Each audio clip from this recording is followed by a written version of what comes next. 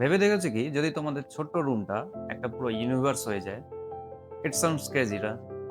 তো let's see the magic of John Donne. আজকের মূল আলোচ্য বিষয় হচ্ছে the good morrow, written by John Donne. John Donne famous কিসের জন্য? John Donne famous metaphysical poetry গুলোর জন্য। আর মেটাফিজিক্যাল পোয়েট্রির মধ্যে একটা উদাহরণ হচ্ছে আমাদের আজকের গুড মরল। জন ডান জন্মগ্রহণ করেছিল 1572 এ এবং 1631 এ তার মৃত্যু। এই যে কবিতাটা মেটাফিজিক্যাল পোয়েট্রির মধ্যে পড়ে এবং এটা ১৬৩৩ অর্থাৎ তার মৃত্যুর ২ বছর পরে তার ছাপানো হয়েছিল। মেটাফিজিক্যাল পোয়েট্রির আরো কিছু উদাহরণ হচ্ছে তার ফেমাস ওয়ার্ল্ড ফেমাস কবিতার মধ্যে একটা হচ্ছে 'the good morrow', 'the flea', 'the valediction' আরেকটা 'ডেথ বি নট প্রাউড'। এই ৪ টা আদর্শ উদাহরণ। মেটাফিজিক্যাল মানে কি? সেটা যদি বোঝাতে যাই তাহলে বুঝতে হবে যে যেখানে স্পিরিচুয়ালিটি খুঁজে পাবো, যেখানটাতে ডিপ ইমোশন খুঁজে পাবো আর এই দুটো মিক্সচার হবে বা একটা ফ্লেভার দ্বারা মিক্স থাকবে সেটা হচ্ছে কি লজিক। লজিকের উপস্থিতি থাকবে সেই আম স্পিরিচুয়ালিটির সাথে এবং কি ডিপ ইমোশন এর সাথে। এটা হচ্ছে মেটাফিজিক্যাল পোয়েট্রির বৈশিষ্ট্য। আজকের এই কবিতার যদি আমি কিছু ব্যাখ্যা দিই তাহলে এই কবিতার মধ্যে ২ রকম ভালোবাসাকে তুলনা করা হচ্ছে। একটা হচ্ছে বডিলি লাভ, একটা হচ্ছে আ একটা কি স্পিরিচুয়াল লাভ বা ট্রু লাভ বলি যাকে আমরা। বডিলি লাভ যেখানে শারীরিক চাহিদা শুধুমাত্র সীমিত থাকছে, যেখানে শারীরিক প্লেজার বা আনন্দ খুঁজতেই ২ জন বা লাভার ব্যস্ত থাকছে।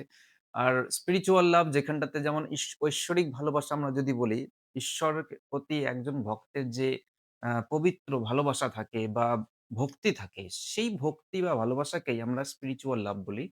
আর যখন ২ জন ব্যক্তি একে অপরকে এতটাই পবিত্রভাবে ভালোবাসতে পারে, তাহলে সেখানে কোনো চাওয়া পাওয়ার, সেখানে কোনো স্বার্থপরতার, সেখানে কোনো হিংসা, ভয় এবং কি আ সন্দেহের কোনো জায়গা থাকে না।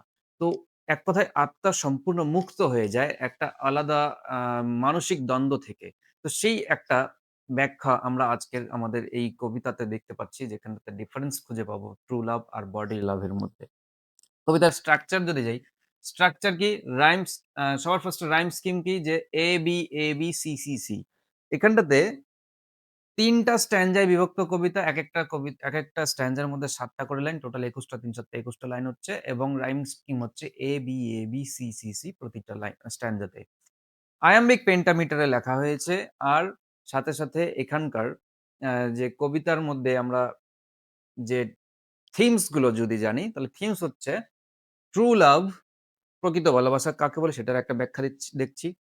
সোল অ্যাওয়েকিং অর্থাৎ আত্মার জেগে ওঠাকে এখানে দেখানো হবে। জেগে ওঠা আত্মা মানে প্রকৃত ভালোবাসাকে বা স্পিরিচুয়াল একটা ভালোবাসাকে খুঁজে পাওয়া যেখান থেকে ওই শারীরিক গণ্ডি বা বাঁধনের জায়গাকে অতিক্রম করে একটা পবিত্র ভালোবাসা বা স্পিরিচুয়াল লাভকে খুঁজে পাওয়া বা বুঝতে পারা বা অনুভব করার ব্যাখ্যা আমরা দেখতে পারবো।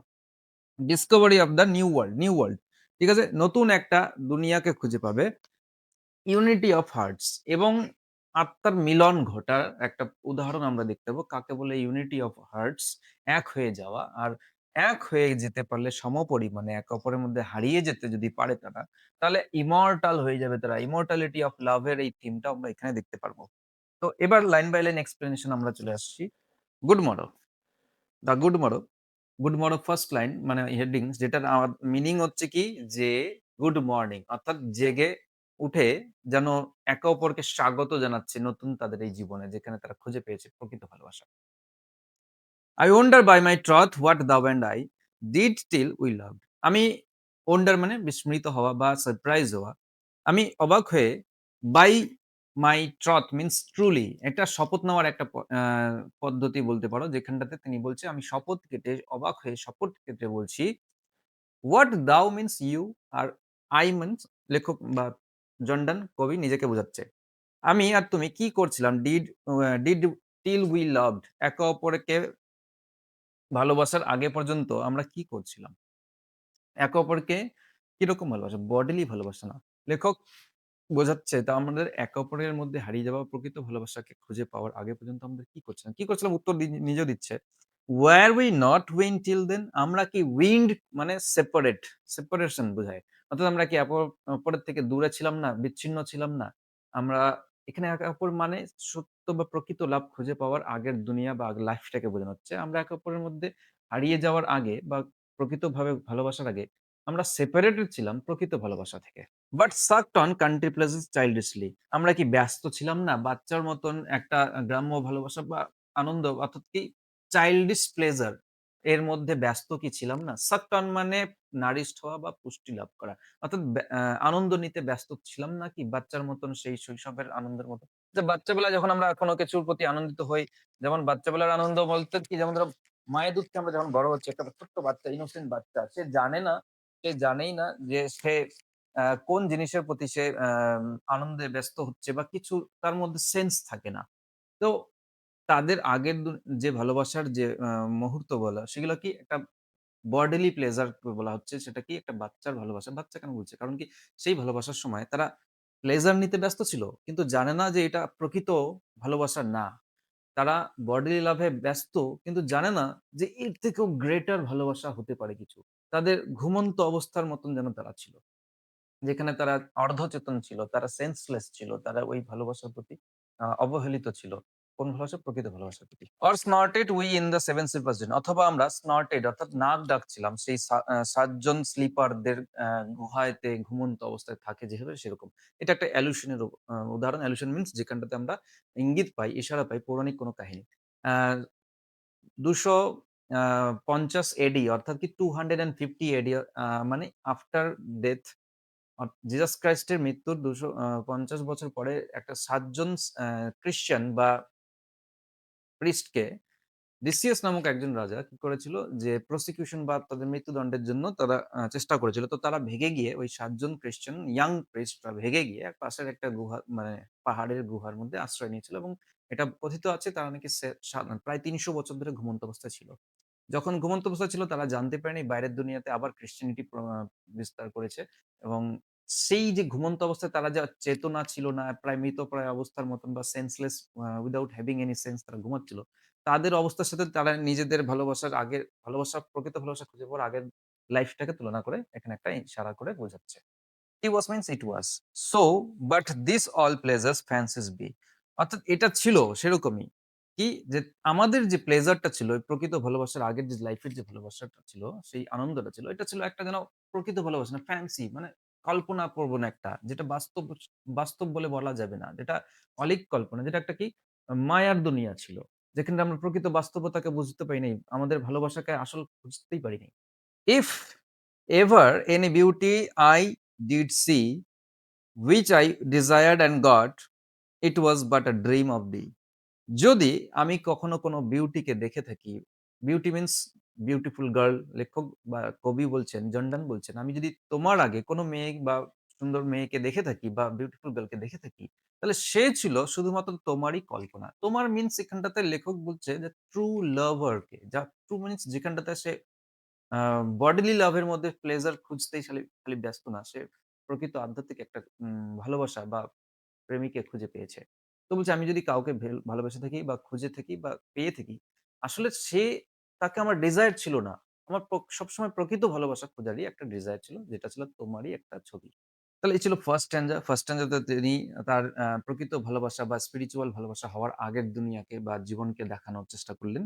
আর এবার তার সেকেন্ড স্ট্যানজাতে আমরা দেখতে পাচ্ছি যে প্রকৃত ভালোবাসা হওয়ার পরে লাইফটা কেমন হবে। And now good morrow to our waking soul. লেখক ১ম লাইনেই বলছে সেকেন্ড স্ট্যান্জা যে আমি গুড মর্নিং জানাচ্ছি আমাদের এই জেগে ওঠা আত্মাকে। মিনস তাদের আত্মার ঘুমন্ত অবস্থা নেই বা ঐরকম অজ্ঞানতার জগতে আর নেই। তাদের আত্মা জেগে উঠেছে, নতুন জ্ঞানের আলোতে প্রকাশিত হয়েছে, নতুন পবিত্র ভালোবাসাতে উন্নত হয়েছে। হুইচ ওয়াচ আমাদের এই ভালোবাসার এই যে একে অপরের জেগে ওঠা আত্মা একে অপরকে দেখছে, ওয়াচ করছে মানে অবজার্ভ করছে। ঠিক আছে? একে অপরের বডিকে না, একে অপরের আত্মাকে আমরা বুঝতে পেরেছি, চিনতে পেরেছি, ওয়াচ করছি। আচ্ছা এই ওয়াচ করার পদ্ধতিটা কেমন? Not one another out of fear. আমরা একে অপরকে দেখছি না কোনো ভয়ের দ্বারা। ফিয়ার এখানে শুধু ফিয়ারকে বোঝাচ্ছে না, ভয়কে বোঝাচ্ছে না। সাথে, সাথে আরো কিছু অনুভূতিকে বোঝায়। যেমন একটা প্রকৃত ভালোবাসার মধ্যে আর বডিলি ভালোবাসার মধ্যে এটাই পার্থক্য। বডিলি ভালোবাসার মধ্যে কি থাকে? ভয় থাকে, ফিয়ার থাকে, জেলাসি থাকে, হিংসাও থাকছে। যেখানেতে আমরা ডাউট করছি, সন্দেহ করছি ইত্যাদি থাকছে অনুভূতি। কিন্তু প্রকৃত ভালোবাসার মধ্যে আমরা সবকিছু থেকে মুক্তি পেয়ে গেছি। আমরা যেন স্বাধীন হয়ে গেছি অনুভূতির দিক থেকে একে অপরকে ভালোবাসতে গিয়ে একে অপরের প্রতি সেইন্ট হয়ে গেছি, ডিভোটেড হয়ে গেছি। ঠিক আছে? For love all love of other sides controls. কেননা আমাদের এই যে ভালোবাসা এখন সমস্ত দৃষ্টি চোখ দিয়ে দেখছি এই আউটার দুনিয়া বা এই ম্যাটেরিয়াল দুনিয়াতে যা দেখছি, যেখানে দেখে আমাদের ভালোবাসা আ উন্নত হচ্ছে, সেটা কোনো ব্যক্তির প্রতি হোক, চাই বস্তুর প্রতি হোক, এই সমস্ত ভালোবাসাকে কন্ট্রোল করতে পারবে আমাদের এই উন্নত ভালোবাসা। And makes one little room and everywhere. আর আমাদের এটা ইম্পোর্টেন্ট লাইন যেখানে বোঝাচ্ছে আমাদের চলো তৈরি করি, মেক করি আমাদের এই ছোট্ট রুমটাকে বা এই দুনিয়াটাকে, আমাদের ভালোবাসার এই ঘরটাকে বা এই মনটাকে একটা নতুন দুনিয়াতে পরিণত করি। যেখানে আউটার এই সমস্ত ওয়ার্লড অথবা এই মহাজাগতিক সমস্ত বিশ্বভুবন সবকিছু যেন আমাদের এই ভালোবাসার দুনিয়ার মতন করে সীমায়িত হয়ে যাবে। আমাদের ভালোবাসার মধ্যে সীমায়িত। Let's see discoverers to the new worlds have gone. চলো যেতে যাও সমুদ্র discoverer means sea discoverer means যারা সমুদ্রে ভ্রমণ করেছিল ডিসকভার করতে, খুঁজে নিতে।